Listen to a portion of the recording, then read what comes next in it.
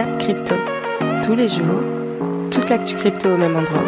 Et pour me soutenir, abonne-toi et active la cloche pour ne pas manquer le prochain Zap Crypto. Bonsoir la cryptosphère.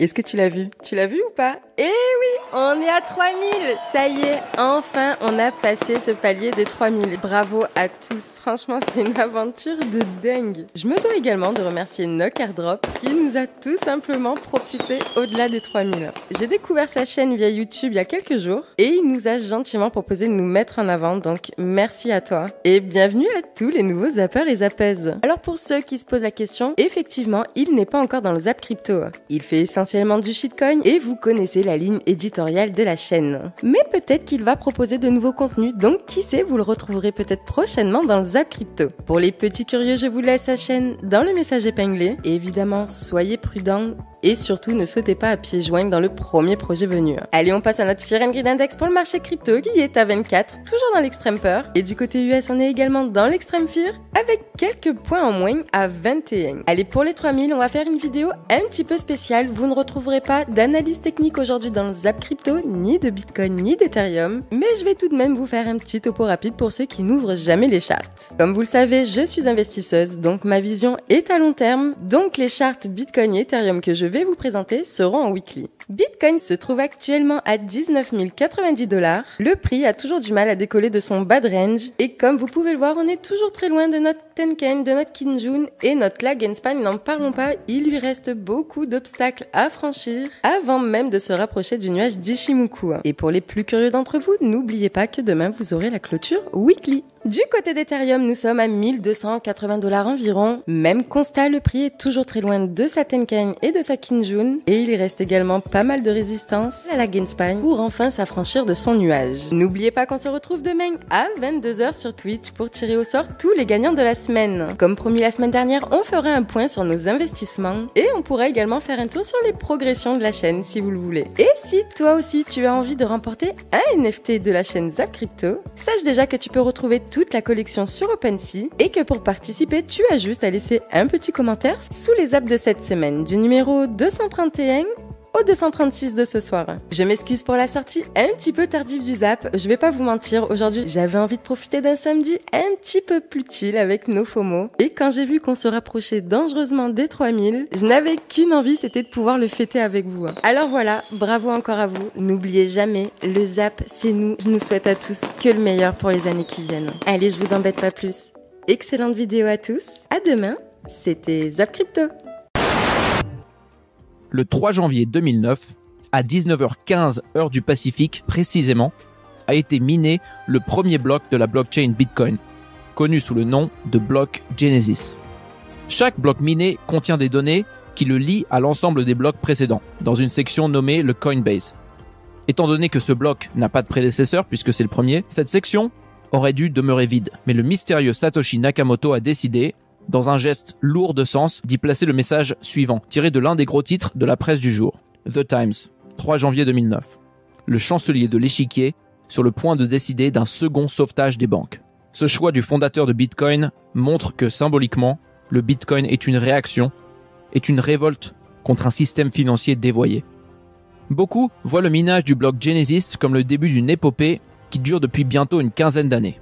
Le premier germe d'un arbre aux branches aujourd'hui innombrables.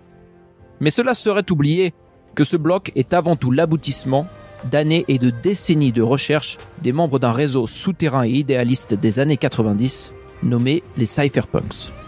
Ces derniers ont été humoristiquement baptisés ainsi par la hackeuse Judith Mylan, qui a fusionné le mot cyberpunk, qui désigne un genre de science-fiction dystopique, avec le terme cypher, qui désigne lui un algorithme de chiffrement. Les cypherpunks sont un groupe diffus d'activistes interagissant sur Internet. Ils ne font pas partie d'une organisation hiérarchisée et n'ont pas de doctrine officielle, même si des manifestes ont été écrits, comme le Cypherpunk Manifesto par Eric Hughes en 1993, le Crypto Anarchist Manifesto et le Cyphernomicon qui ont tous les deux été écrits par Timothy C. May en 1992 et 1994 respectivement. L'article universitaire de David Lee Chum nommé « Sécurité sans identification, des systèmes de transactions pour rendre Big Brother obsolète », publié en 1985, est considéré comme ayant donné naissance au mouvement. Et encore aujourd'hui, David Chaum est considéré comme le parrain des cypherpunks, puisqu'il a sans doute été le premier à entrevoir le potentiel qu'avaient les technologies cryptographiques de catalyser des changements sociaux. Mais regardons maintenant une deuxième fondamentale de Bitcoin. Bitcoin Lightning Network atteint les 100 millions de dollars en BTC.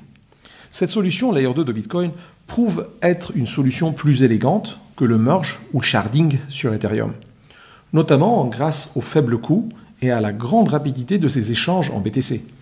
Ce réseau dit éclair a connu une adoption croissante forte. Il vient d'atteindre un nombre symbolique de 5000 BTC dans ses canaux prépayés, soit plus de 100 millions de dollars.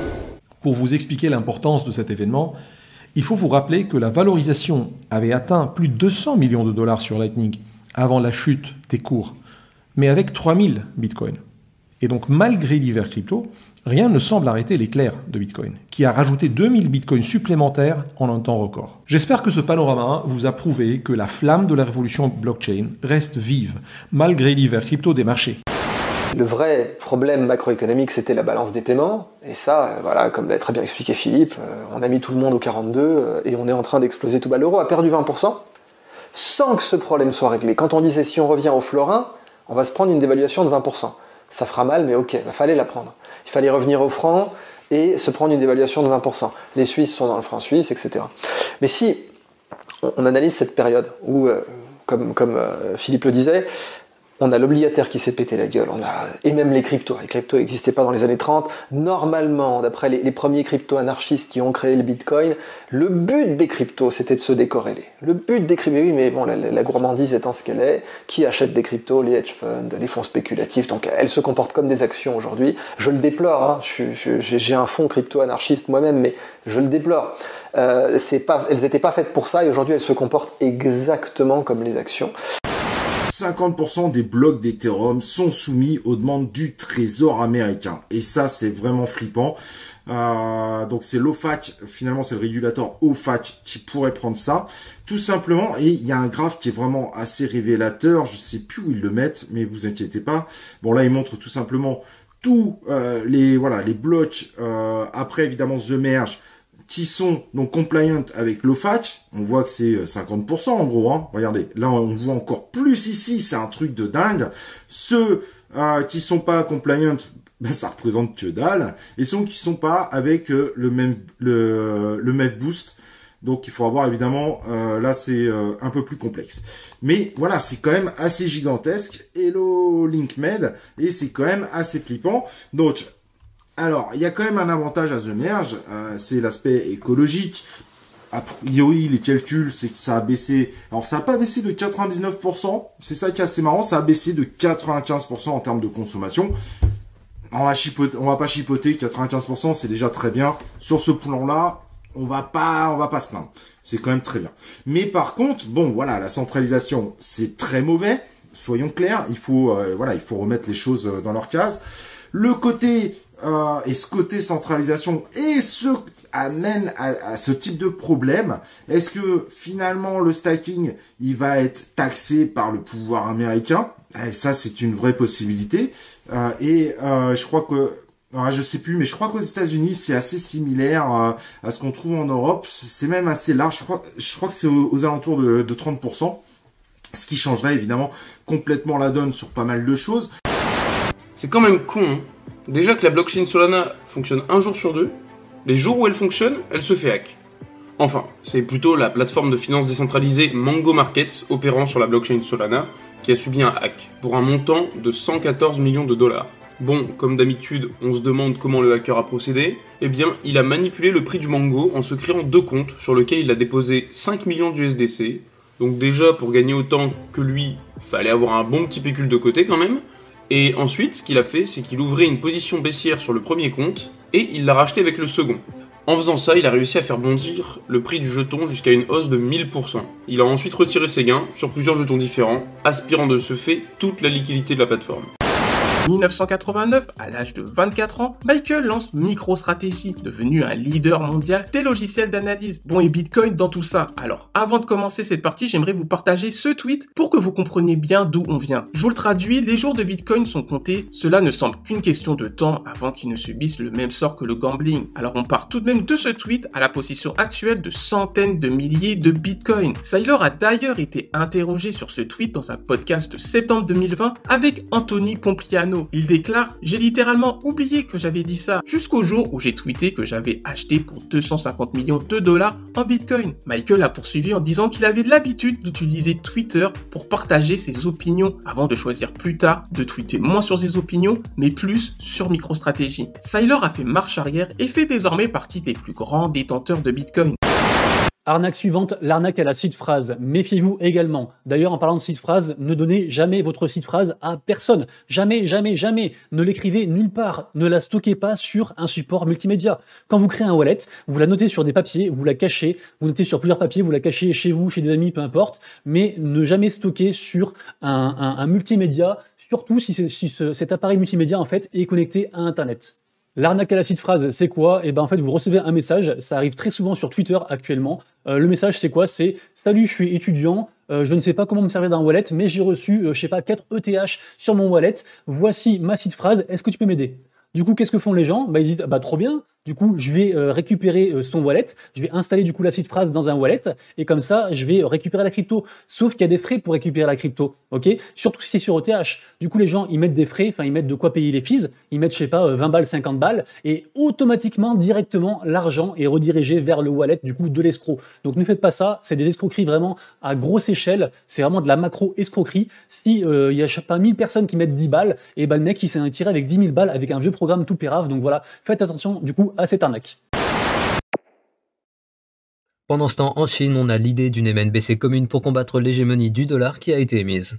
En effet, on apprend qu'un groupe de chercheurs d'État chinois a publié un rapport à la fin du mois de septembre où il propose la création d'une monnaie numérique commune à plusieurs pays de l'Asie de l'Est qui sera adossée à un panier de 13 devises asiatiques telles que le yuan chinois, le yen japonais ou encore le won sud-coréen. Et donc, en créant cette devise commune, cela réduirait considérablement l'influence du dollar dans cette zone géographique, mais bien sûr, pour le moment, il ne s'agit que d'une idée qui, si elle devait se concrétiser, ferait face à de nombreux challenges, comme entre autres la création d'une banque centrale asiatique chargée de l'émission de cette MNBC, et cela ne se fera pas du jour au lendemain. Bref, alors que le dollar perd progressivement en influence avec la fin du pétrodollar qui devient de plus en plus plausible, c'est désormais la course à la dominance monétaire qui est enclenchée dans le monde, avec le gouvernement chinois qui est très proactif dans ce domaine, mais n'oublions pas le Bitcoin qui lui pourrait devenir la réserve de valeur mondiale étant donné qu'il est apolitique et inarrêtable. Une semaine marquée sous le sceau de l'inflation. On attendait PPI, c'est-à-dire indice des prix à la production, et CPI, indice des prix à la consommation aux États-Unis, ils sont ressortis supérieurs aux attentes. L'indice des prix à la consommation, on l'attendait en hausse de 8,1%, il est ressorti à 8,2%. Et le CPI hors alimentation et énergie est ressorti à 6,6%. On attendait 6,5%. Donc je ne vais pas vous dire ce que vous lisez partout, ce qui va être dans toute la presse du week-end. On aura sans doute une hausse de 75 points de base lors de la réunion du 1er novembre de la Réserve fédérale américaine.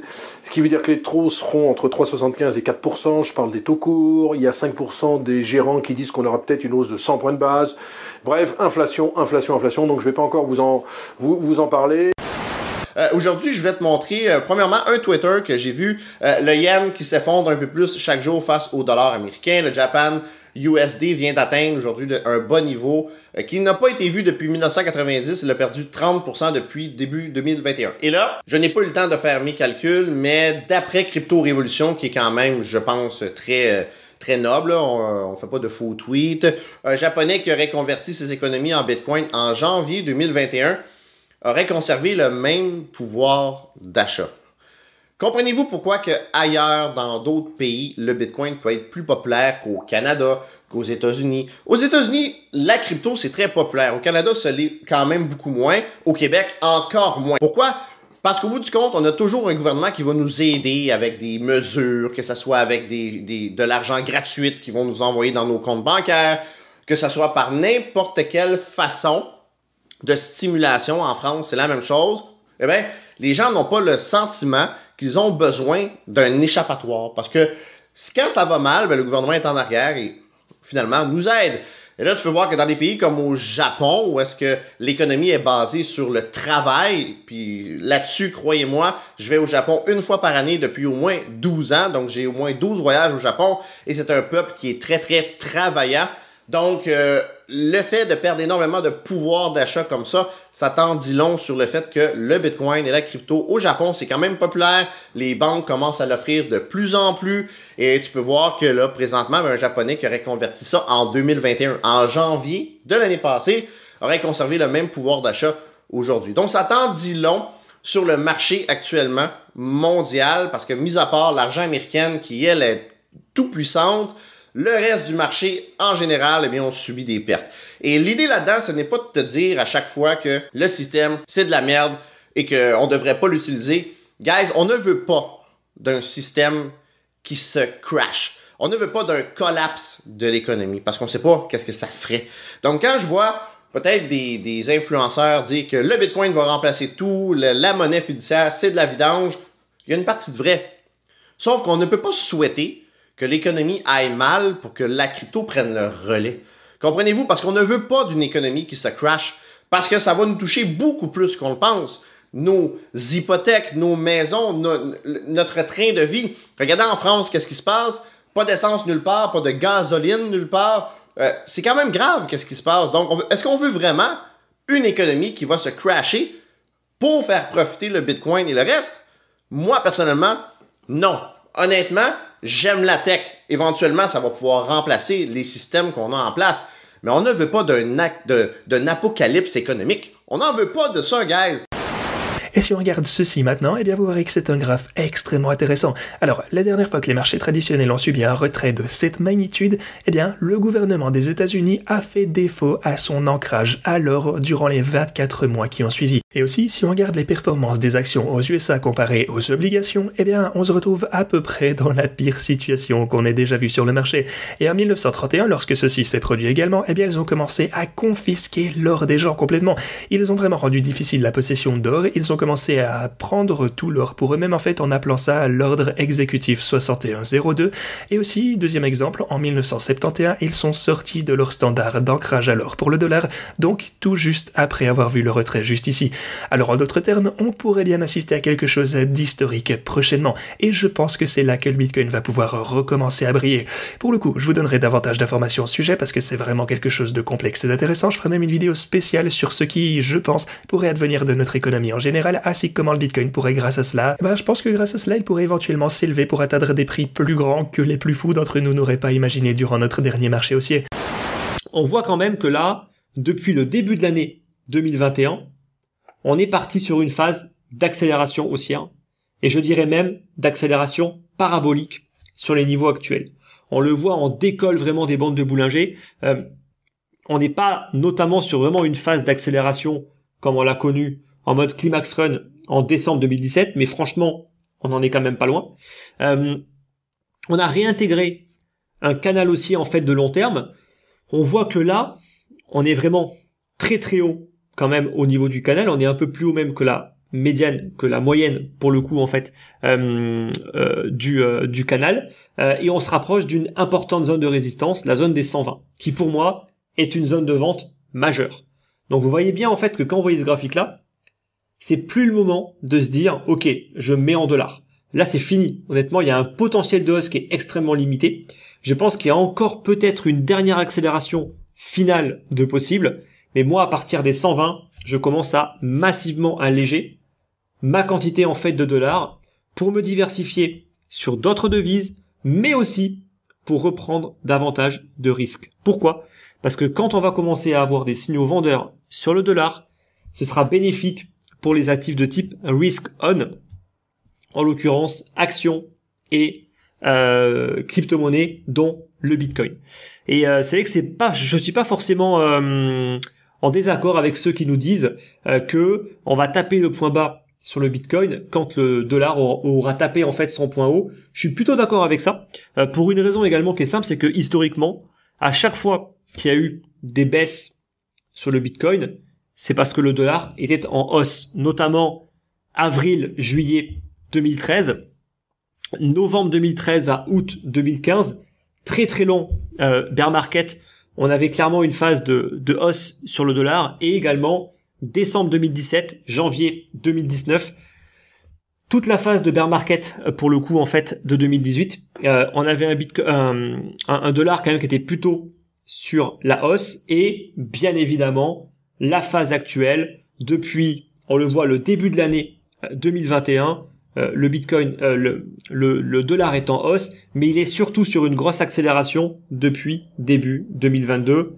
Étrangement, c'est depuis ce moment-là que le Bitcoin il baisse fortement. Voilà. Et au niveau des indices de volatilité, pour l'instant, on ziote le VIX. Tant que le VIX reste dans ce petit canal, ça va. C'est le VIX qui est l'indice de la volatilité, de la peur, baqué sur l'SP500, il nous fait une jambe haussière comme ça. C'est un SP500 qui tombe, peut-être aller chercher ces niveaux-là, le niveau d'avant Covid. Et puis c'est un Bitcoin qui va chercher les 17, 16, j'en sais rien. Donc là, on est sur la corde raide, on est vraiment à la frontière entre le trou noir des enfers et peut-être s'en sortir. Et malheureusement, la semaine prochaine, on aura la réponse. Décidément, c'est une excellente semaine pour Meta qui cumule les bonnes news. Après avoir touché le fond il y a quelques temps, là ils sont en train de rebondir et on apprend du coup que l'UFC a annoncé son partenariat avec Meta. L'objectif est d'apporter les futurs événements d'arts martiaux mixtes, donc MMA, à la réalité virtuelle. Et de plus aussi, on a aussi UFC Fight Pass, qui est un service de streaming vidéo par abonnement de l'organisation officielle, qui va du coup proposer des combats en direct et à la demande en réalité virtuelle du coup sur Horizon Worlds, le métaverse de Mark Zuckerberg. Et encore Meta, je ne sais pas où ils ont trouvé l'argent pour faire tous ces partenariats, mais c'est vraiment incroyable. Encore un partenariat du coup avec Meta et cette fois-ci donc le football club de Liverpool. Donc vraiment incroyable, ils vont faire donc des avatars du coup utilisables dans le métaverse. Alors, ce zap t'a plu? Dis-moi en commentaire quelle est l'actu qui t'a le plus intéressé. Et si tu as manqué les actus d'hier, retrouve juste ici le Zap Crypto de la veille.